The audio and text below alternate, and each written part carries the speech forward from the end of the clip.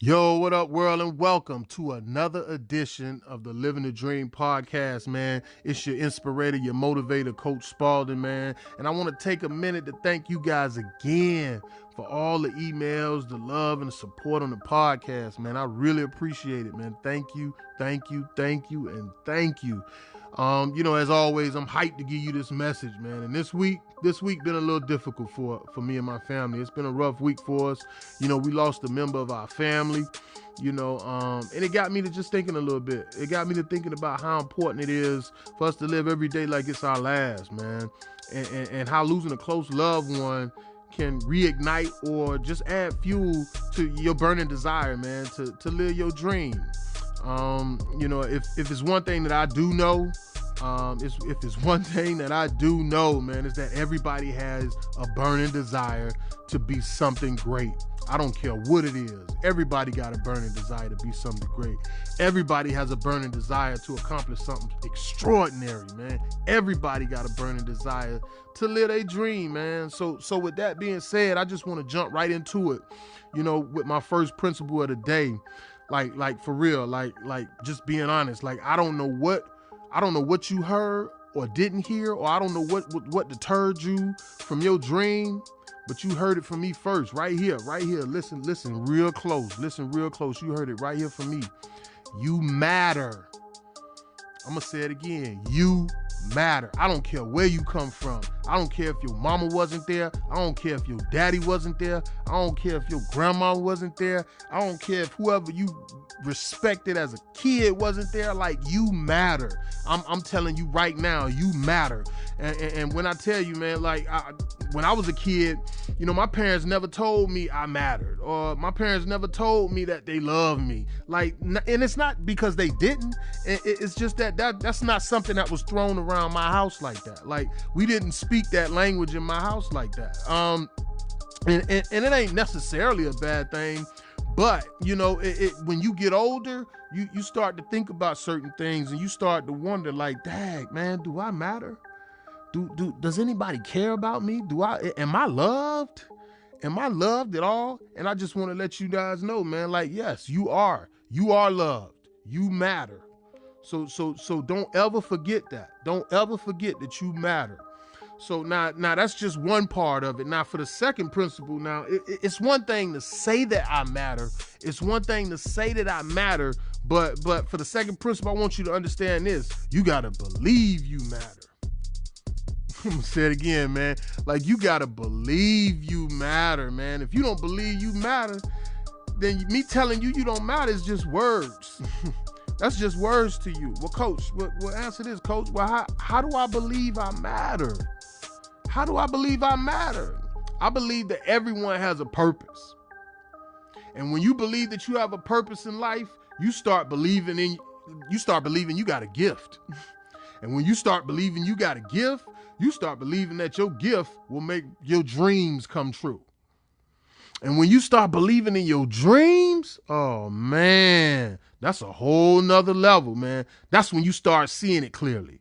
That's when you start seeing it clearly, man. And once you see your dreams and it's clear to you, you got enough fuel to follow through to your dreams, man. You already got enough fuel. And once you start following through to your dreams, man, you start walking in it. And I'm going to tell you from experience, man, like, this podcast thing is awesome, but I never thought about doing something like this, man. I had a dream one day, and then I kept having a dream about doing this thing, man.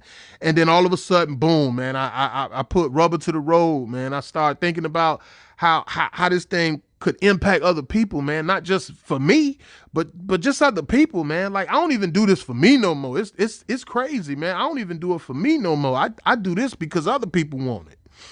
You know what I'm saying? And that's how I figured out that I probably got a gift in this thing, man. I probably got something going on that in this area that I can use to help other people, man. And when you start, and again, when you start walking in it, it is nothing, man. Let me tell you something. When you start walking in your dream,